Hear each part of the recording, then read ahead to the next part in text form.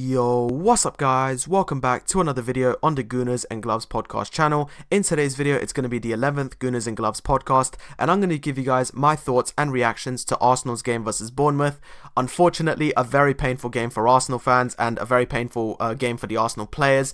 And yeah, it sucks, but it is what it is. These games happen and we're going to have to just deal with it. A massive congratulations to Bournemouth. They were fantastic today and they absolutely deserved the victory. So any Bournemouth fans watching, please let me know, and a massive congratulations to you guys on a huge win.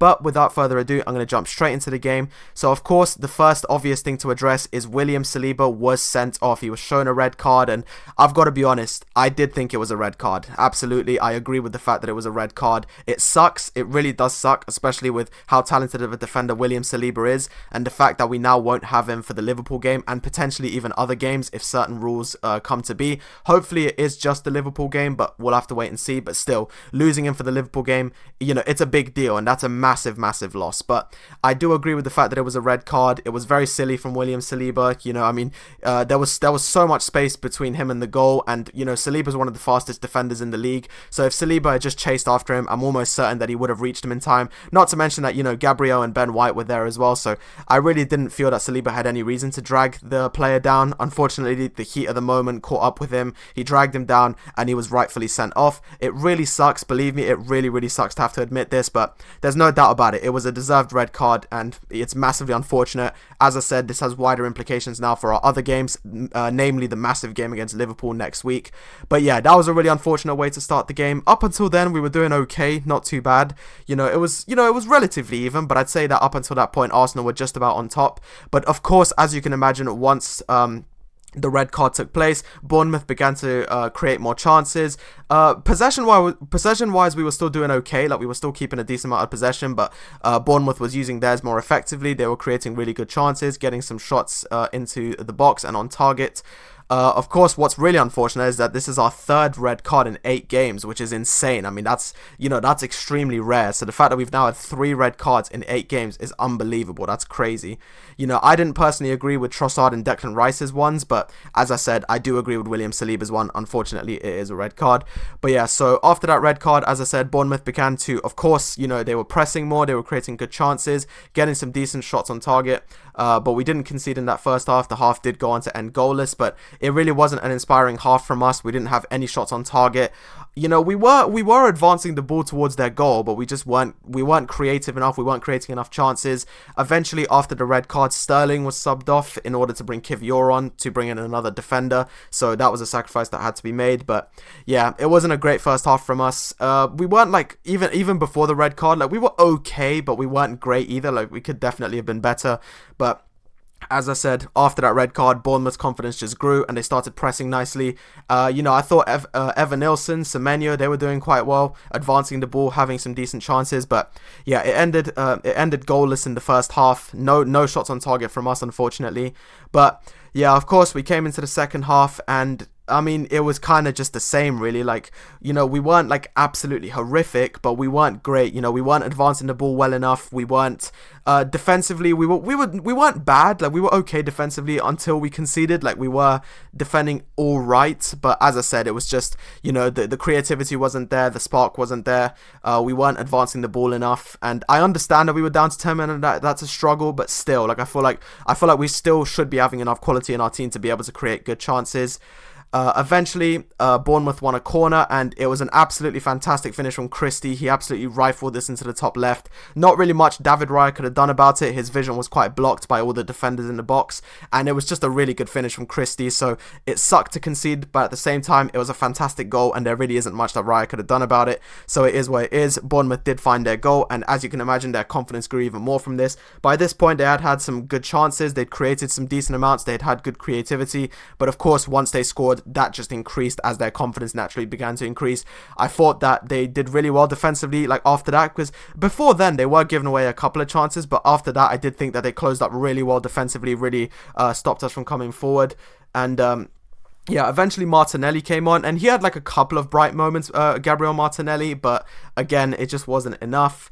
And then eventually 10 minutes after the goal, Kivior gives away the ball really recklessly to one of the Bournemouth players, Evan Nilsson. He gives it away really recklessly to him. Evan Nilsson cuts inside the box. David Raya tries to dive for it, but unfortunately in the process he does trip Evan Nilsson up. And again, I agree, this was a penalty. It sucks, but it was a penalty. And then Kluivert converted the penalty really well. I thought he finished it really well. Again, David Raya has saved some penalties in the past, but naturally penalties are a coin toss. They're very hard to save. And eventually the game ended 2-0. So yeah, as I said, a very painful game for us Arsenal fans. Not having Saka definitely impacted us. Of course, he didn't end up playing, and it definitely impacted us. But yeah, it was just, I can't really say much more. It was just unfortunately a poor performance. Attacking wise, we weren't great. I didn't think Trossard was good. I didn't think Havertz was good. Jesus came on. I didn't think he was very good.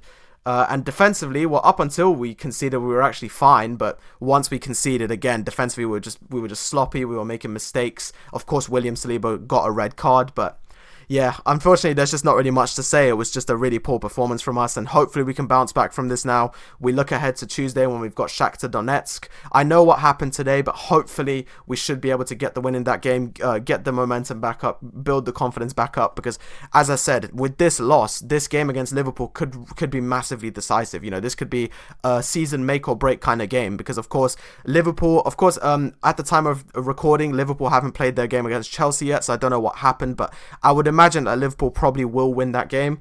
And again, City also haven't played their game against Wolves, but I really doubt that either of them will lose. So that Liverpool game is essentially going to become a must win. Of course, we will be without William Saliba in that game, which really, really, really sucks. We're probably looking at potentially a Gabriel and Kivior sort of partnership, or maybe like Gabriel and Zinchenko or something like that. We'll have to see what Mikel Arteta does about that. Fingers crossed that Bukayo Saka will be okay for that Liverpool game. So I'd imagine that Saka will probably get rested against Shakhtar as well. But yeah, it really, it's very painful. It was a painful game for me and Arsenal fans to watch. Please let me know down below, Arsenal fans, how you're feeling. Of course, I can imagine that none of you are feeling too good. And Bournemouth fans, let me know how you're feeling down below. Obviously, you guys were brilliant today, and you were definitely the deserved winners. So congratulations. So please, if you're a Bournemouth fan, let me know down below how you felt about the performance and how you feel about the game. But yeah, I think that's going to do it. There's not really much else to say. Of course, the key moments, which, were poor. As I said, the William Saliba red card was pretty much the biggest one. But aside from that, Christie with a fantastic goal, Kluivert with a really well taken penalty, and Bournemouth were ultimately the deserved winners. We only had, I think, 1 or 2 shots on target the entire game, which really isn't acceptable. But yeah, I think that's going to do it from the match analysis point of view. A poor performance, a poor result, and unfortunately we have to just take it. We have to move on. We've got Liverpool next week in the Premier League, which of course is a massive and potentially, decisive game. So, it's going to be tough. It's going to be very hard, but we're going to have to give it our best. But before then, we have a game against Shakhtar Donetsk coming up on Tuesday. And on Monday, tomorrow Monday, I will be uploading my Shakhtar Donetsk prediction video. So look out for that. Also, look out for my FPL video coming out in a few days. It's been an absolutely crazy game week. Seriously, it's been such a peak FPL game week. So it's going to be very interesting to see how my team does. I don't know how it's done based on tomorrow's game yet. But anyway, thank you guys so much for watching. Let me know how you felt about the game down below. Let me know how you're feeling for the Shakhtar and Liverpool games coming up. And of course, the other big games such as Inter Milan away, Chelsea away, Newcastle away, etc. But yeah, thank you guys very much for watching. Hopefully we can bounce back from this. Hopefully Arsenal can go on to get a big win on Tuesday against Shakhtar Donetsk to build the confidence back up.